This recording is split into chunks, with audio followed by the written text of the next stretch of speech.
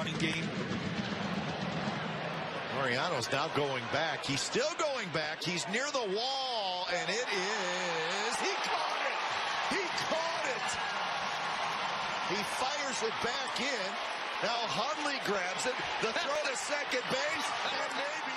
That might be the craziest play that I have seen in quite some time. What's going on, guys? It's Fuzzy. Welcome back to yet another Major League Baseball recap. My allergies are going crazy today. So again, I'm not getting sick. It's just allergies and pollen. They don't like baseball. They don't like me. So get away from me. Get out of my face. But guys, we have so much to talk about today. I hope that you did enjoy that intro clip. But before we get started, I do have to say one thing. Today is my older brother's 24th birthday. I feel so old. So if you guys want to go ahead and leave him a happy birthday in the comment section down below, just say happy birthday, Spencer. He's 24 years old. He's an old man. But without further ado, let's start talking baseball. All right, guys, so the first team that we have to talk about is the New York Mets, because there was a lot of things that were happening yesterday. There were some in-game highlights that we have to show, but one thing that we have to talk about, their starting pitcher, Jason Vargas, he needs to go back to the nearest elementary school and start teaching math again, because this dude should not be starting for them. And the one guy that they should use to replace him is actually on the market now, Gio Gonzalez.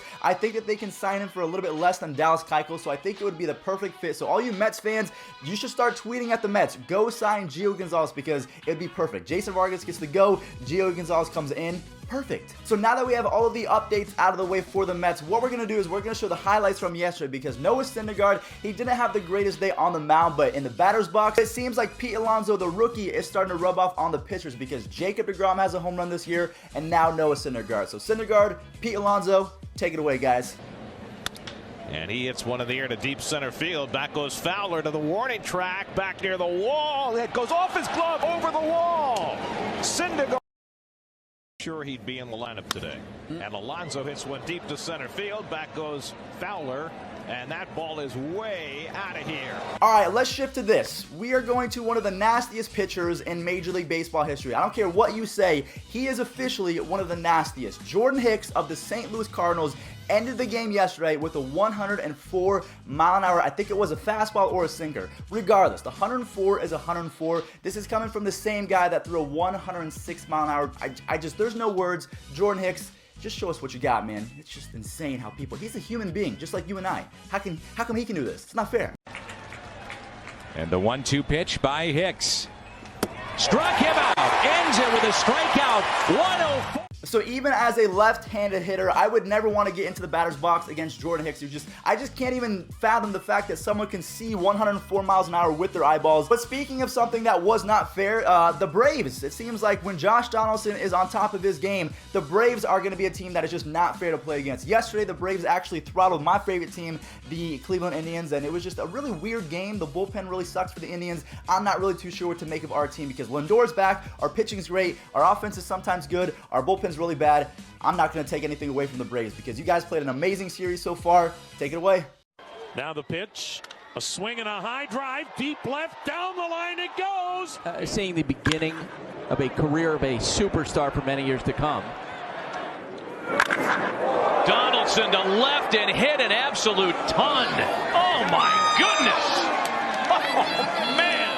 All right, so we're going to stick with the Indians real quick, because they ended the game pretty funny. Kevin Plawecki, he is a catcher. He came in to pitch, and he threw a scoreless inning. So we have catchers on our team that are throwing better than our own bullpen guys. And then also what we're going to do is, after the Kevin Plawecki clip, we're going to go ahead and show the David Bodie walk-off on the Chicago Cubs, because I think David Bodie is a really fun guy, and I hope that he stays with the Cubs for a long time, because he's fun to watch.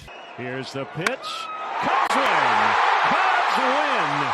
David Bodie knocks in Baez. Happy Easter, everybody. It's the Easter Bodie. Time to beat him up.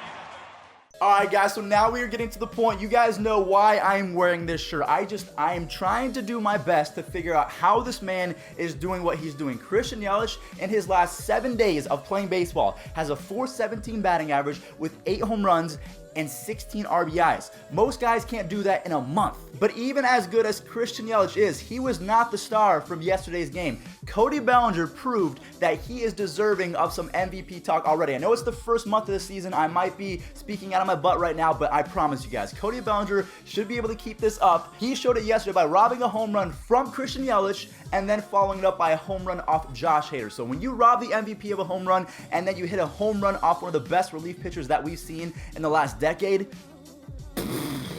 great on his stats. Fly ball to right center field. Bellinger to the track, to the wall. He leaps and makes the catch. Bellinger turns on a ball to right field and deep. They have done it again! So there you guys have it. Christian Yelich has been on fire, but Cody Bellinger was the star from yesterday. Oh my gosh, this next clip, I am actually very, very, very excited to bring this because Buster Posey has been one of the greatest catchers that we've seen in baseball history, and then injuries and kind of just age crept up to him. He's playing a lot of first base, and I really want him to be better. I want him to be the best catcher in baseball again, but that's just time. It's just me getting older, and he's not the best catcher in baseball anymore. It's sad. But anyways, we're getting off topic. He hit a 3-run home run yesterday, so I wanted to go ahead and show this clip because I want you guys all to feel young again, because Buster Posey, again, one of the greatest catchers of all time. Take it away, man. He hits that one hard to center field. Reynolds sprinting back, looking up. It's gone!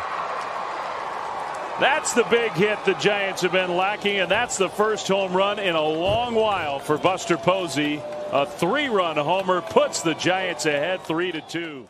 So Joey Gallo had a very odd performance yesterday. He went, I think, 3 for 5 or something like that. He did not hit any home runs, but he had 5 RBIs. And also, he hit his first sacrifice fly in his career. So you would think Joey Gallo, 6'5", 6'6", absolute unit of a human being. I've met him. I look like a little person next to him. This dude has unreal raw power, and just the fact that he has an uppercut swing, I can't believe that he's never hit a ball into the outfield with a runner on third base. But maybe that's because he's so powerful he doesn't hit sac flies. They're either singles or home runs. I don't know, but Joey Gallo, just show the world that you're the second coming of Adam Dunn. You guys know who Chris Davis is, right? So he just broke out of his 0 for 50-something slump. He was not able to get a base hit since September of last year. So it was a long time of him suffering. And speaking of someone that's been suffering for a long time, Kyle Gibson of the Minnesota Twins has not won a start in 4 years. He was approaching the record, I think, of 17 consecutive starts of not being able to secure a win, or maybe it was 18, something crazy like that. So he was the Chris Davis of pitching, but yesterday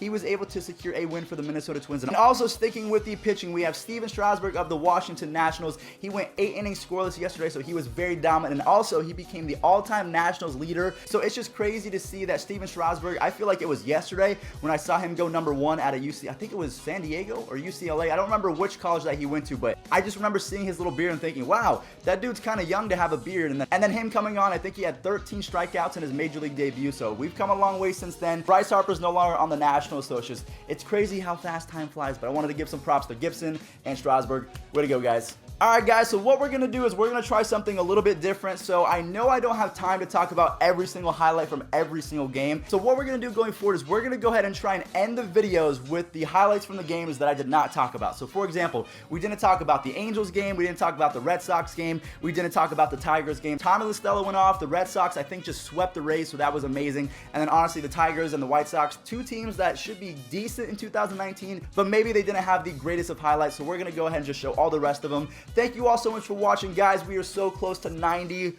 Oh my gosh, guys, 90,000 subscribers, and then you know what's after that, 100K. So thank you all so much for watching. And honestly, I just have to say, seeing your comments about how you don't have good days, and then you watch a video of mine, and then your day gets a little bit better, that's all I'm going for. Baseball's my passion, and I just want to make you guys happy and talk about baseball at the same time. So thank you guys. You guys are going to make me emotional. Thank you guys. I'm going to go. Enjoy the highlights. He'll hit this one out to deep right field. Haniger pulls up. This one is gone for Tommy La Stella. And he'll drive one out toward right center field. Are you kidding me?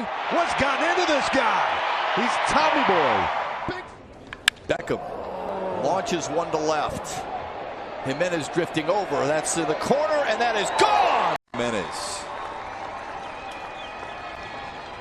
struck him out. Little flare left center. Kiermaier coming on, has to play it on a bounce. Swinging away, and he tags that to center field. Kiermaier racing back. He runs it down, makes the catch, tagging up. Here comes Devers. This is to left. Deep and far and gone. Home run for Austin Hedges. On the ground up the middle. Tatis to second for one. On to first for two, and the Padres win.